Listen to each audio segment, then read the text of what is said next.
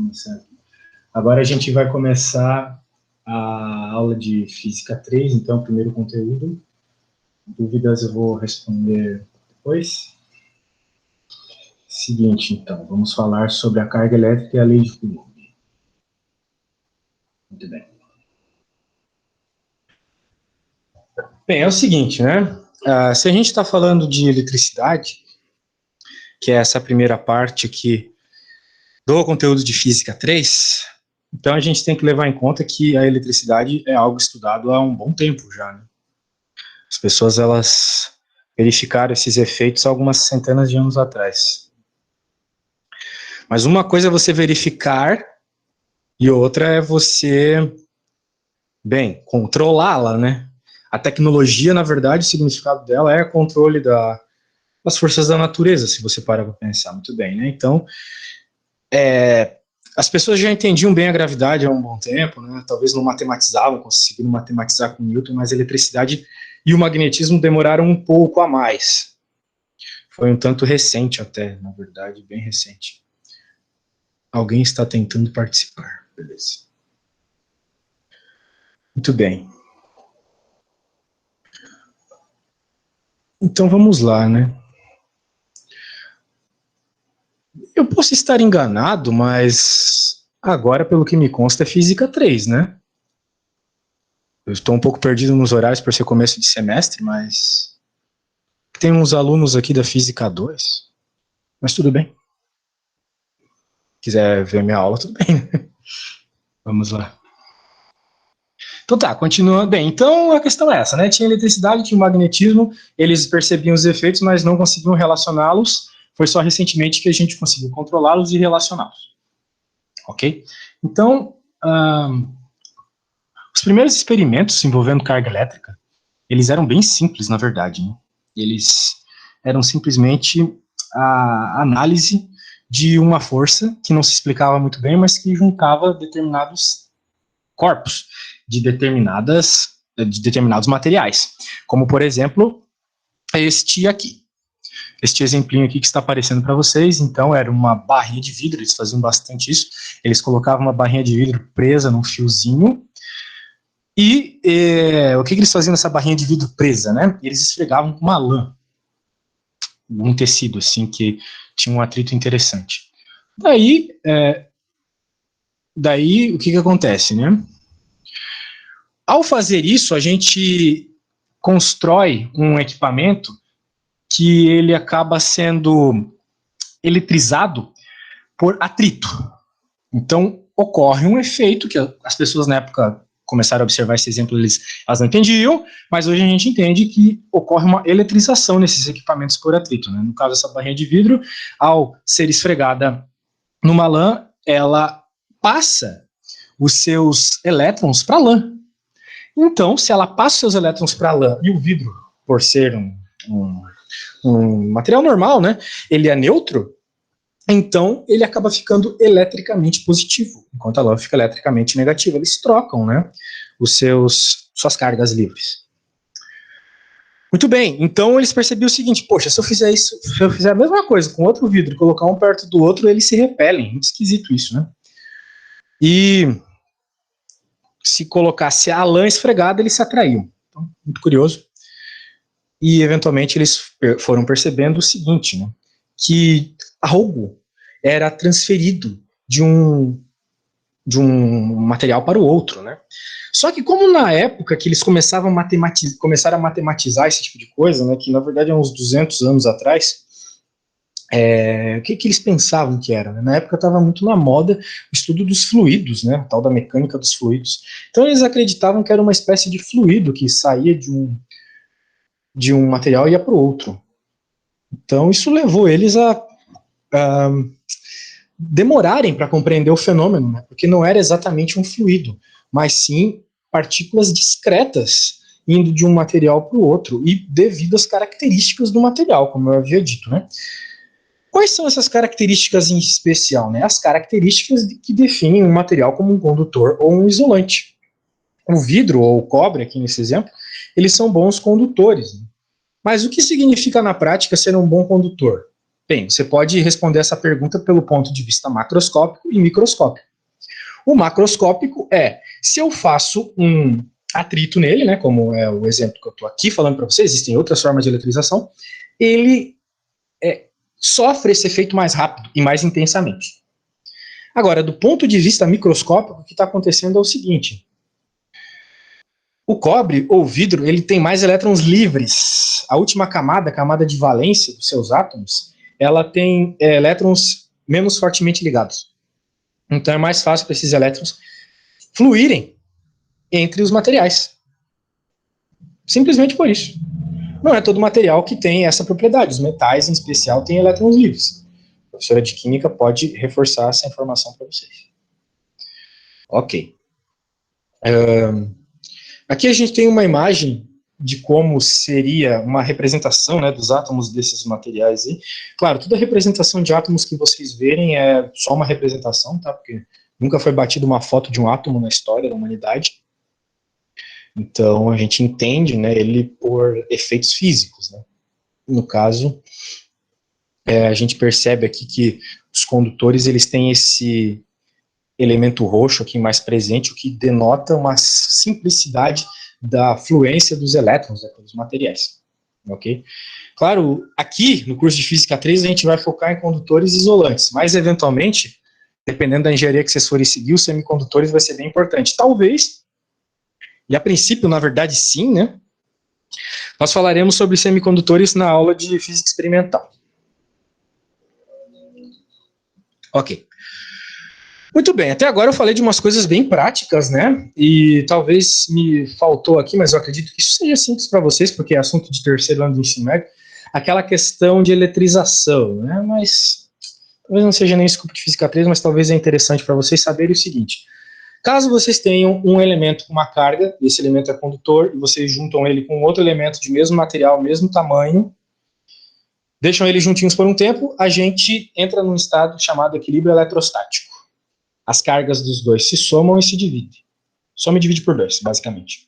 Então, se um primeiro elemento tinha uma carga Q e o outro era neutro, ou seja, a carga era zero, você soma as cargas e divide por 2, caso eles sejam do mesmo tamanho, mesmo material. No fim, quando os elementos desse meu sistema estiverem em equilíbrio eletrostático, cada um vai estar com Q sobre 2 de carga, ok? É uma ideia parecida com aquilo que vocês viram no semestre passado, em equilíbrio termodinâmico. Não é como se fosse uma analogia aqui na eletrostática. Só que em vez de transferir temperatura, a gente está transferindo carga elétrica. Muito bem. Transferir temperatura foi boa, né? Mas vocês entenderam, né? Calor flui do mais quente para o mais frio, isso altera a temperatura dos dois até que os dois fiquem na mesma temperatura. Mas esse é papo de física 2. Beleza? Então agora, lei de Coulomb. Veja que a lei de Coulomb é um tanto antiga, né? Porém, nem tanto, né? Se a gente parar para pensar, Galileu lá de 1400 e pouco. Então, sei lá, não é tão antigo assim. A coisa é, a lei de Coulomb, como a gente vai ver, ela não é uma lei absoluta, ela é uma lei experimental, uma lei que foi testada por experimentos e não pela lógica, como a gente vai provar depois com a lei de Gauss, que é como se fosse a lei de Coulomb a priori, é a lei geral por trás de todos os efeitos eletrostáticos, tá? Mas a lei de Coulomb, como ela é ensinada lá no ensino médio, né, ela é bem interessante para a gente começar os assuntos aqui, ela mostra algumas coisas de forma bem evidente, bem clara, né, pelo seu formato matemático. Por exemplo, veja, aqui a gente tem uma expressão de força entre duas cargas Q1 e Q2. Então a gente percebe que a força entre essas cargas ela é proporcional ao módulo das cargas. O que isso significa? Quanto maior a carga, maior a força. Né? A gente percebe também que quanto menor a distância entre as cargas, maior a força. Então é uma lei do inverso do quadrado da distância, igual à lei da gravitação universal de Newton, né? A lei que, por exemplo, explica o movimento da Terra em torno do Sol. Mas qual que seria essencialmente a diferença entre a lei da gravitação, né, e a lei da lei de Coulomb, que é a lei da eletrostática? Esse K aqui. Esse K, ele tem cerca de 40 ordens de grandeza a mais que a força gravitacional. Ele é muito mais forte que a força gravitacional. Ele tem um valor mais alto que o Gzão lá da força gravitacional. O que isso significa na prática? Que a força elétrica ela é muito mais intensa que a força gravitacional. Ok? Isso explica um fenômeno muito interessante que a gente vê o tempo todo e não se discute, né?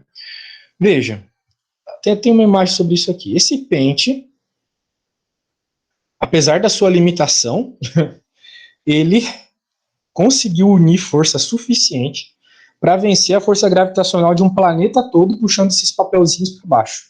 Então tem um planeta inteiro puxando os papelzinhos para baixo, mas o fato de tu atritar esse pente na tua camisa gerou força elétrica suficiente para puxar os papelzinhos.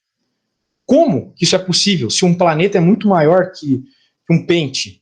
É única e exclusivamente por causa desse K aqui.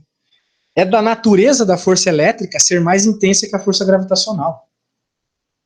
Então, é o que a gente vê na prática aqui, né? Esse K foi obtido experimentalmente. Né? Eles fizeram essas comparações e perceberam que toda vez que eles juntavam duas cargas uma determinada distância, a força ela ainda era equivalente a um valor específico, que é a chamada, então, constante de permissividade elétrica. Não é exatamente o K, mas é um K associado com a isotropia de uma esfera, mas a gente vai chegar nisso. Beleza. Muito bem. Como vocês devem ter percebido, né? Então, a distância entre as partículas ela é bem importante. Só que, às vezes, como vocês aprenderam lá em geometria analítica, a gente não escreve a posição de uma partícula justamente chamando de zero a posição que ela está, e daí uma segunda partícula vai ter uma posição relativa a essa primeira. Às vezes, a gente escreve a posição das partículas referente a um referencial, né? Em relação ao referencial, que no caso aqui é o ponto zero desse meu plano, desse meu eixo cartesiano aqui, né? Então eu posso definir a posição das minhas duas partículas em relação a este, ok? E por regra de soma de vetores, eu consigo da mesma forma escrever a lei de Coulomb relacionado à distância entre os dois, mas agora esse vetor, essa distância, ele é um vetor que é a subtração dos dois vetores posição das partículas, ok? O que eu quero dizer com isso, né? Bem, vai depender do que o problema está te passando como informação. Né? O Halliday, em especial, ele não gosta muito de fazer dessa forma. Né? As questões não envolvem muito esse tipo de nomenclatura. Mas é importante vocês dominarem ela, tá? Saberem que o que importa aqui, né? A força ela vai ter a direção dessa linha que passa entre as duas cargas. Tá? Então, isso se dá devido também a uma composição de vetores aqui em referência ao eixo. Ou, em outras palavras, a força, a lei de Coulomb, ela não muda devido ao referencial que você escolhe. Tá? As leis da física, elas são independentes de referencial. A resposta tem que dar mesmo. Seja no referencial, considerando, sei lá, a partícula 1 na posição 0 e a partícula 2 relativa a 1. As duas respostas têm que ser a mesma. E elas vão ser a mesma, né, por regra de vetor, como vocês já viram lá em geometria analítica. Há 2 semestres atrás. Ok?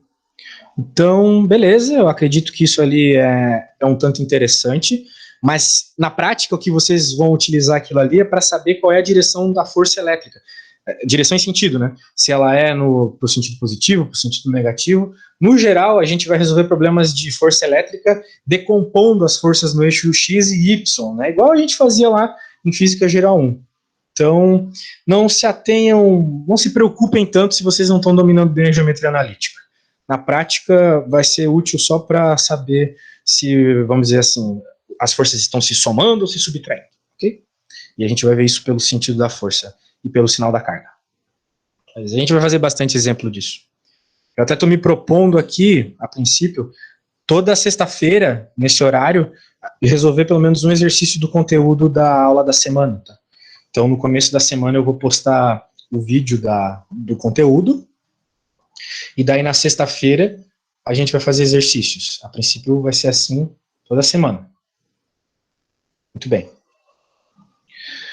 Então, continuando aqui, a lei de Coulomb, ela vai nos permitir, por si só, por mais que ela não seja uma lei geral da física, né, ela é uma lei experimental, ela já nos dá a ideia de muitas coisas importantes no conteúdo eletrostático, como, por exemplo, a definição da corrente elétrica, que é a variação da carga elétrica no tempo. Ela nos permite encontrar a constante eletrostática do vácuo, que é extremamente importante no estudo da física, até mesmo para a conclusão de que a luz é uma onda. A gente vai falar disso mais para frente. E, bem, aqui só uma outra forma de escrever ela aqui. Eu recomendo que vocês decorem isso aqui, tá?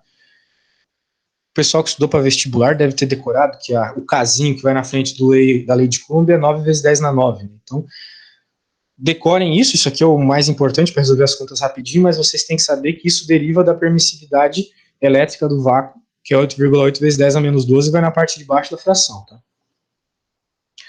Nada demais, né? Beleza. Então, muito bem. Com o tempo, eles foram percebendo semelhança nessas forças naturais, né? As forças naturais, elas são 4. Gravitacional, eletromagnética, forte e fraca. Claro que a forte e a fraca foram extremamente recentes, do século passado, mas mesmo lá pelos anos de 1800, eles já observavam uma relação clara entre a força gravitacional e a força elétrica. Elas eram matematicamente simétricas, elas têm o mesmo formato, ó, o inverso do quadrado da distância para as duas. E as duas estão relacionadas com o elemento relativo dessa força, que para um é a carga elétrica e o outro é a massa. Né? O que importa na força gravitacional é a massa, e na força elétrica é a carga. Ok? E as duas também têm uma constante de equilíbrio, não de equilíbrio, mas uma constante que seta, que regula os resultados das observações nessas duas forças. Tá? Agora eu quero mostrar aqui para vocês aquilo que eu falei. Né? Olha só. O Gzão, aqui, ó, o G que multiplica a força gravitacional, ele é 6,6 vezes 10 na menos 11. Ele é uma constante de 10 na menos 11, certo? Muito bem, 10 na menos 11. A constante multiplica aqui a força toda, né? Agora olha qual que é, lembra do K que eu mandei vocês decorarem? 9 vezes 10 na 9. Então o K, ele tá quase com 10 na 10 a ordem dele. Enquanto a gravidade é 10 na menos 11. Então são 20 ordens de grandeza de diferença. Uma coisa extremamente maior a força eletrostática em comparação à força gravitacional. Né? É por isso que é necessário juntar uma quantidade absurda de massa para se observar o efeito da força gravitacional. Não é mesmo? Tipo, eu estou aqui em Joinville e vocês estão aí na cidade de vocês, supostamente existe uma força gravitacional entre a gente. Só que ela é tão fraca que a gente não sente. Né? E ela é fraca justamente por causa dessa constante aqui da frente, né? 10 na menos 11. Então, para ter qualquer efeito gravitacional, você tem que juntar muita massa, né? A massa de um planeta, de uma estrela e por aí vai. Ok? Então, beleza. Então, temos isso. Ó, como eu falei aqui, ó, muita coisa, né? Belezinha. Então, bem, tem um exemplo aqui meio bobo, eu não acho que seja interessante. Eu vou tentar postar esse slide depois, daí vocês podem dar uma olhada aí se vocês quiserem, mas não é um tipo de exemplo que cai bastante em questões de eletrostática, até só uma relaçãozinha aqui entre força elétrica e aceleração, a gente já vai falar sobre isso eventualmente. Hoje eu quero falar mais sobre a parte teórica. Tá? Então a gente tem forças fundamentais da natureza, como eu falei para vocês. Aqui o curso de Física 3, ele estuda basicamente a eletromagnética, tá? Só que, assim, metade do curso vai ser elétrica e a outra metade magnética, tá? E dentro da elétrica, a gente vai ter duas metades também. Vai ter a parte eletrostática e a parte eletrodinâmica, tá? E daí, quando a gente estiver entrando na eletrodinâmica, que a gente vai passar para a eletromagnética. Existe uma relação entre cargas em movimento e campo magnético, tá? Mas então, nesse primeiro momento aqui de estudo da Física 3, nós vamos focar em cargas paradas. tá bom? Elas não estão se movendo. O efeito delas se mover é desprezível. A gente vai considerar elas paradinhas. Show. Ok. Então, quando a gente estudou Física 3, desculpa, quando a gente estudou Física 1, e lá tinha as questões de dinâmica, leis de Newton, a gente dizia que a força que agia sobre uma partícula, a força resultante era o somatório de todas as forças, independente das suas direções, né? Direções e sentidos. No fim das contas, era a soma vetorial das forças. Aqui a ideia é a mesma. Mas a grande diferença, né, entre o que a gente viu lá em Física 1 e agora o que a gente vai ver em Física 3 é que normalmente lá a gente tinha um contato entre as forças que estavam agindo sobre um objeto, né? Por exemplo, às vezes a gente estava calculando qual seria o movimento de um bloco, e daí tinha as forcinhas agindo sobre o bloco, ali do lado do bloco, em contato com o bloco. É o que a gente chama na física de forças de contato. Né? Ou tinha, sei lá, uma corda puxando o bloquinho, e assim vai, polias, etc. Aqui, por estarmos falando da força elétrica, ela é uma força de campo. Então, age um campo entre duas cargas. Elas não estão em contato, mas a força age sobre elas. Então, vejam, Q1 e Q2 aqui, por exemplo. Elas não estão em contato, mas como elas são elementos que têm carga elétrica, vai agir uma força sobre elas. Agora, como é a natureza dessa força? A força ela sempre existe na linha que une as duas cargas, ok? A força não vai ser uma coisa na louca aqui, virada para o outro lado e tal. Não é força elétrica. A força magnética ela é meio zoadinha. Ela aparece sempre nos vetores perpendiculares. Mas a força elétrica não. Ó, perceba que a força entre Q1 e Q2, a força que Q1 sofre devido a Q2 está aqui, ó, a F12. E é uma força, veja, o vetor está exatamente na linha que dá a direção entre Q1 e Q2. E a força que Q2 sofre devido a Q1 também está aqui.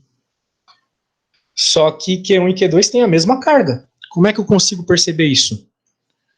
Alguém saberia me dizer por que Q1 e Q2 têm a mesma carga? Vamos ver se vocês estão bem aí.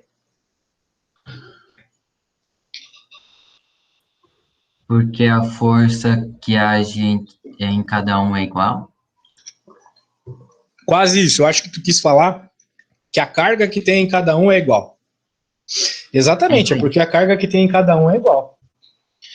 Pode ser que as duas sejam partículas com carga positiva e pode ser que elas sejam partículas com carga negativa. Ok? Então, se elas tiverem cargas iguais, a força entre elas será uma força de repulsão, que vai fazer elas se afastarem, né? É o que a gente está vendo. Um vetor está apontando para cá e o outro para cá, dando a ideia de que elas estão se afastando. O mesmo que está acontecendo com as outras aqui. Mas o que é mais interessante para a gente é ver o efeito na Q1 aqui. Né? Então a Q1 ela vai sofrer esse empurrão de todas essas outras carguinhas, Q2, Q3, até a Qn. E a observação nos mostrou o seguinte, tal qual lá na dinâmica da física 1, aqui nós também temos que fazer uma soma vetorial. O princípio da superposição das forças também vale.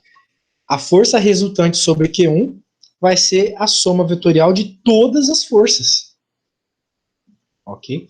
Então a direção, o sentido e módulo da força que Q1 vai sofrer é o somatório de todas essas forças aqui. Tá? Dessas forças que agem sobre Q1. Todinhas. Todas elas. Tá? Claro, olhando assim, vocês vão pensar, ai meu Deus, muita conta de vetor para resolver. Relaxa. Não vai ter nada de vetor. Né? A gente vai fazer sempre as coisas nas dimensões bem separadinhas, né? Primeiro no X, depois no Y. Tá tranquilo. Vai ser bem tranquilo. O único cuidado que vocês vão ter que tomar, normalmente, né? Eu normalmente cobro questões como essa, é saber para qual lado vai estar apontando o vetor força. E o sentido do vetor força vai ser devido à relação entre as cargas. Né? Se uma carga for positiva e outra negativa, o vetor força vai estar apontando na direção da carga, porque elas estão se atraindo. Se forem duas cargas positivas, então está se repelindo. Então o vetor carga vai estar, o vetor da força vai estar para o outro lado. A ideia é essa. Tá bom?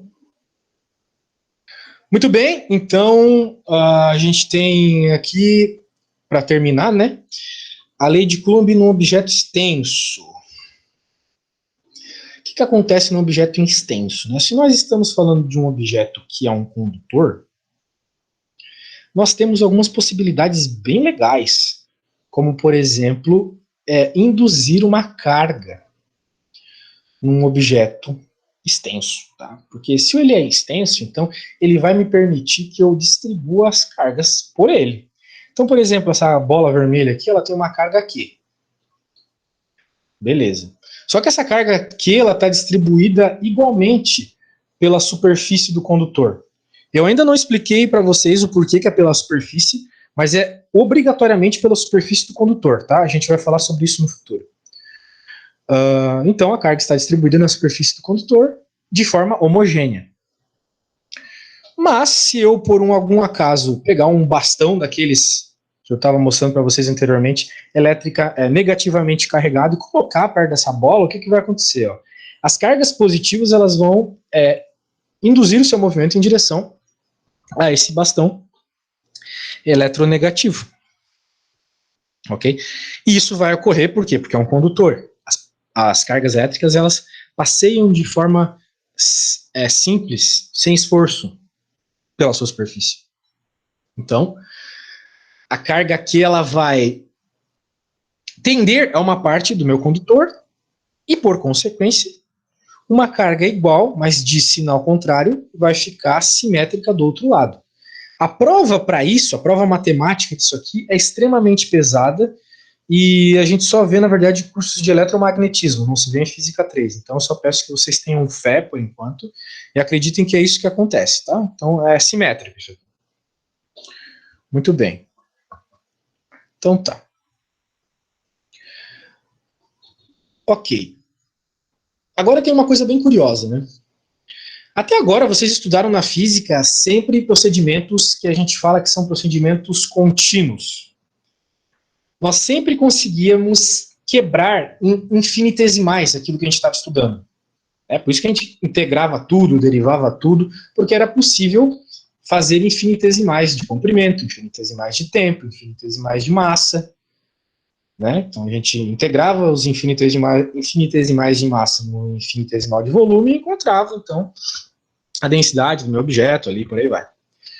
Só que a carga elétrica, ela tem uma característica muito interessante, que abriu portas para a mecânica quântica, né? Que é a sua quantização.